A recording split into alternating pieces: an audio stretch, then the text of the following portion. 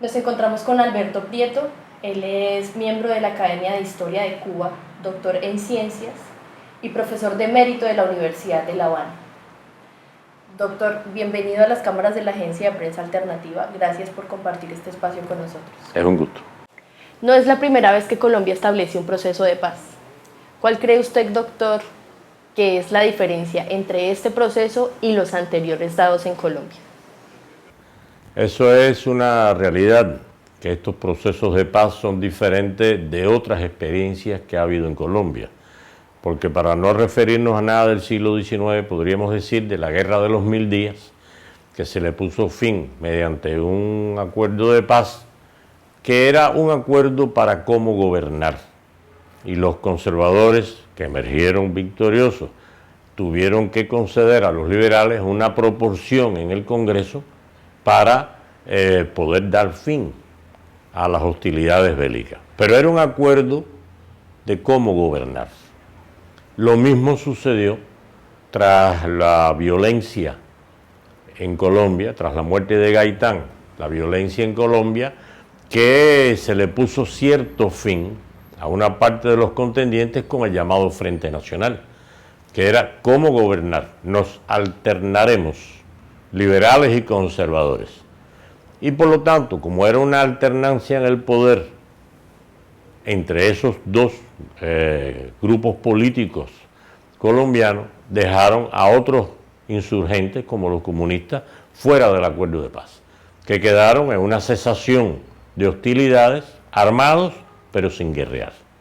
Estos acuerdos de paz son diferentes en que se trata de cómo transformar la sociedad. Ya no es cómo se va a gobernar, sino la transformación de la sociedad. Por eso hay acápites acerca de la política agraria, de la política con las drogas, de la política con las víctimas. Es cómo la sociedad va a emerger de una guerra más que semicircular. Este proceso ha tenido una fuerza opositora que ha hecho mucho daño a los diálogos. ¿Por qué cree usted que se ha hecho este esfuerzo para darle una negativa al proceso de paz en Colombia? Estas fuerzas opositoras no es que estén contrarias a la paz, lo que están es contrarias a la transformación de la sociedad. Ellos han buscado la paz mediante la victoria bélica, que no la han logrado, ni, como se puede percibir, la lograrían, porque sucesivamente a lo largo de medio siglo de guerra, los distintos gobiernos han dicho, ahora sí vamos a triunfar, ahora sí vamos a vencer, y eso nunca se produjo. ¿Por qué no se produjo? Porque las condiciones objetivas de la sociedad colombiana estaban provocando la lucha. No es que un grupo determinado se decidió a recurrir a las armas, sino los que estaban inconformes con esa sociedad se alzaron en armas guiados por una fuerza determinada, que en este caso son las FARC. Ahora, los que no quieren esa transformación de la sociedad están opuestos a estos diálogos de paz, porque quieren que la sociedad siga siendo como había sido hasta ahora. ¿Cómo ve usted el papel de los medios de comunicación en el proceso de paz en Colombia?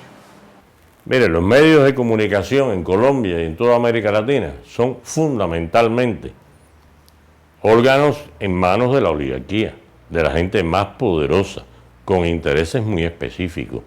Y ellos no van a estar a favor de nada transformador, progresista, no van a estarlo. Y por lo tanto trabajan en la subjetividad de las masas, porque la gente a veces no tiene una suficiente politización. Y los grandes medios de comunicación, sobre todo en la actualidad, la televisión, que no hay que saber leer y escribir para recibir el mensaje que los oligarcas mandan, pues tratan de conformar una visión en las capas humildes de la población para que busquen una salida que no es la que a ellos les conviene en realidad. Y ellos trabajan muy eficientemente en la politización errónea de las masas populares, muchas veces en contra de grupos políticos o de dirigentes políticos que están defendiendo sus intereses y que les hacen ver otra cosa. Y para concluir, ¿cómo ve usted a las FARC haciendo política sin armas? Bueno, la FARC, para hacer política sin armas, tienen un referente histórico importante, porque en 1982 Belisario Betancur negoció ya con la FARC y surgió la Unión Patriótica, cuyos dirigentes fueron aniquilados, más de 5.000 elementos sobresalientes de la Unión Patriótica fueron aniquilados, masacrados, asesinados. La FARC tienen ese referente. Imagino yo, no soy miembro de la FARC, pero imagino yo que tengan en los acuerdos de paz esta problemática que ya vivieron, que ya sufrieron muy presente, para ver cómo se puede evitar que semejante masacre pueda volver a tener lugar. Entre los acuerdos de paz que se firmaron, por ejemplo, en El Salvador, hubo una depuración de las Fuerzas Armadas. Ambas partes acordaron establecer grupos depuradores para eliminar a los oficiales, a los elementos más reaccionarios o más criminales de las Fuerzas Armadas. No sé si eso estará concebido en el proyecto colombiano, pero de todas maneras estoy convencido que la FARC eso lo tendrán en cuenta, puesto que ya le sucedió.